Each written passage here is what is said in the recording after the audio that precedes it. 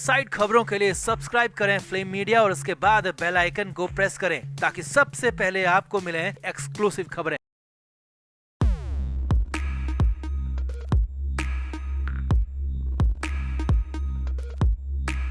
Film अभिनेता कार्तिक आर्यन आज जो कुछ भी है वो अपने दम पर है। ना कोई उनका मेंटर है और ना ही कोई गॉडफादर। वो आज जिस भी मुकाम पर पहुंचे हैं उसके पीछे उनकी मेहनत और अभिनय का दम ही है। और फैंस भी कार्तिक आर्यन को खूब सपोर्ट करते हैं, जिसकी वजह से कार्तिक आर्यन भी फैंस का खूब रिगार्ड करते हैं। वैसे तो कार्तिक आर्यन फिल्मी कैंप से दूर ही रहते हैं, बॉलीवुड गैंगबाजी से एकदम अलग रहते हैं, क्योंकि कार्तिक को विवाद जरा भी पसंद नहीं है। मगर पिछले साल अचानक करण जौहर कैंप ने कार्तिक आर्यन को खूब बदनाम करने की कोशिश की। कार्तिक आर्यन को अनप्रोफेशनल बता दिया और यहाँ तक कह दिया गया कि कार्तिक का बर्ताव करण जौहर को अनफिट लग रहा है, इसीलिए कार्तिक को दोस्ताना 2 से बाहर निकाल फेंका। हालांकि इस बात को 1 साल से ज्यादा हो चुका है, मगर कार्तिक आर्यन ने कभी भी इस बात को लेकर ना तो कोई सफाई दी और ना ही कभी अपना पक्ष रखा।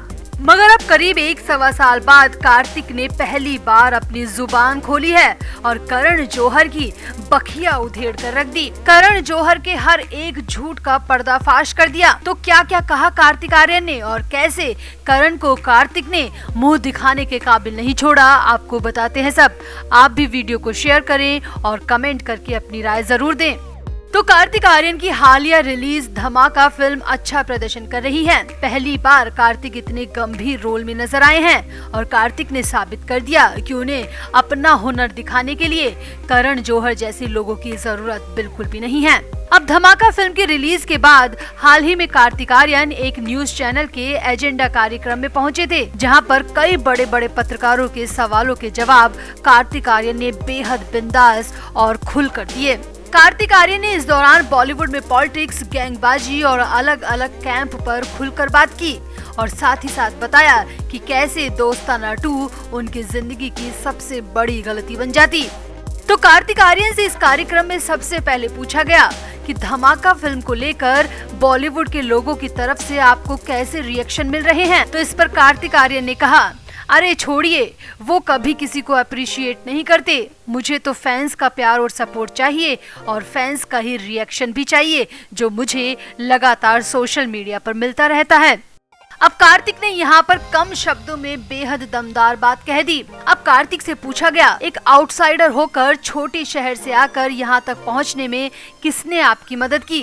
क्या कोई बॉलीवुड से किसी तरह का सपोर्ट मिला? तो इस पर कार्तिक आर्यन ने कहा, भैया बॉलीवुड बिल्कुल चुनावी मैदान की तरह है। कुर्सी हर कोई चाहता है, हर कोई दूसरे की कुर्सी छीनना चाहता है। कुर्सी की यहाँ पर भी बड़ी लड़ाई है।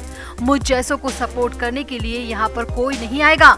हाँ, मैं अगर कैंपबाजी और खेमेबाजी में शामिल हो जाऊं तो हो सकता है कुछ दिन मुझे वो लोग सपोर्ट कर दे, लेकिन मैं ऐसा करूँगा नहीं। अब कार्तिक से पूछा गया, आपने ऐसी कौन सी फिल्म है जिसे साइन करने के बाद आपको लगा हो कि वो आपकी बड़ी गलती है? तो इस पर कार्तिक आर्यन ने हंसते हुए कहा, अभी तक तो मैंने ऐसी कोई फिल्म नहीं की जिसको लेकर मुझे किसी तरह का पछतावा हो, मगर हाँ, एक गलती होते होते बच गई। पता नहीं अगर वो गलती हो जाती तो मेरी जिंदगी का क्या होता। अब यहाँ पर कार्तिक ने बिना नाम लिए दोस्ताना 2 फिल्म को लेकर ही ऐसा कहा और ऐसा ही माना भी जा रहा है, क्योंकि इसी फिल्म को लेकर पहली बार कार्तिक आर्यन कंट्रोवर्सी में आए और उनके बिहेवियर तक पर भी सवाल उठे हैं। अब कार्तिक से पूछा गया कि बॉलीवुड में किस चीज से सबसे ज्यादा दिक्कत होती है। तो इस पर कार्तिक ने कहा, वैसे मुझे किसी चीज से दिक्कत नहीं होती, क्योंकि मैं अपने फैसले खुद लेता हूँ और अपने फैसले लेने के लिए मैं पूरी तरह से स्वतंत्र हूँ। मैं खेमेबाजी में पड़ता नहीं, तो जो भी दिक्कत होती है वो मेरी अपनी होती है। हाँ, मगर बेकार की बातों से मेरे परिवार को जरूर परेशानी होती है। कार्तिक ने कहा, खास तौर पर पिछले 1.5 साल में मेरी माँ बहुत परेशान रहती है। सुशांत भाई के यूं अचानक चले जाने से मेरी माँ बहुत ज्यादा फिक्रमंद रहती हैं। वो तो कई बार कह भी चुकी हैं कि मुझे फिल्म इंडस्ट्री छोड़ देनी चाहिए, मगर मुझे अभी यहाँ पर रहना है और बहुत कुछ साबित करके दिखाना है। कार्तिक ने कहा, जब पिछले साल दोस्ताना 2 फिल्म को लेकर जो भी मेरे खिलाफ कहा गया उससे मेरा परिवार बहुत परेशान हो गया था। उन्हें लगने लगा था कहीं मेरे साथ कुछ गलत न हो जाए। बड़ी मुश्किल से मैंने अपने परिवार को समझाया। यहाँ पर कार्तिक से पूछा गया कि आपको करण जौहर की फिल्म से क्यों निकाला गया, तो इस पर कार्तिक ने कहा, मैं इस पर कोई कमेंट नहीं करना चाहता क्योंकि मैं जो भी कहूँगा वो हेडलाइन बन जाएगी और वो गलत ही नजर आएगा। और भाई मुझे काम इसी फिल्म इंडस्ट्री में करना है, तो मैं क्यों सिर्फ एक छोटी सी फिल्म के लिए अपनी जुबान खराब करूँ। अब यहाँ इशारों इशारों में कार्तिक ने कह दिया कि किसी एक फिल्म के चले जाने से मेरा हुनर नहीं चला जाएगा।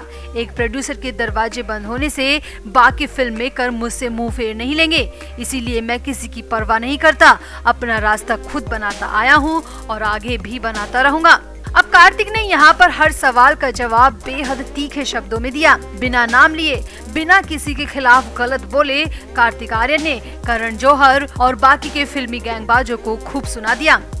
तो कार्तिक आर्यन की इन बातों को लेकर आपका क्या कहना है? आप भी अपनी राय कमेंट बॉक्स में जरूर दें और वीडियो को भी शेयर करें।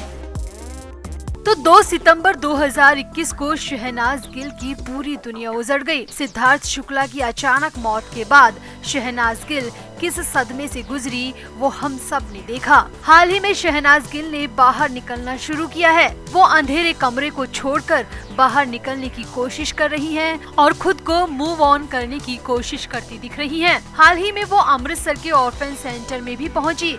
शहनाज गिल को 1-2 मौकों पर भी बाहर देखा गया।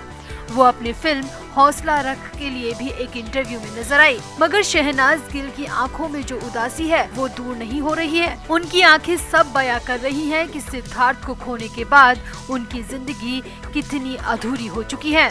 मगर फिर भी कुछ लोग ऐसे हैं जो अपने स्वार्थ के लिए दूसरे का इस्तेमाल करना बखूबी जानते हैं। अब सूत्रों की माने तो बिग बॉस के मेकर्स पर भयंकर दबाव बनाया जा रहा है कि वो शहनाज गिल को बिग बॉस में एंट्री दिलवाए, चाहे इसके लिए कितना भी पैसा देना पड़े। सामने आया है कि बिग बॉस के मेकर्स और सलमान खान की टीम के बीच एक सीक्रेट मीटिंग हुई है और सलमान खान की टीम का कहना है अगर शो को सलमान से होस्ट करवाना कंटिन्यू करना है तो टीआरपी लानी ही होगी और मेकर्स को शो में कुछ ऐसा करना होगा जिससे शो को दर्शक मिले, वरना सलमान खान शो को होस्ट करना बंद कर देंगे। सूत्रों की माने तो सलमान खान की टीम की तरफ से शहनाज गिल का नाम सुझाया गया है और कहा गया है कि कैसे भी कुछ भी करके, कैसे भी साम दाम दंड भेद अपनाकर शहनाज गिल को शो में लाया जाए, चाहे इसके लिए कुछ भी करना पड़े।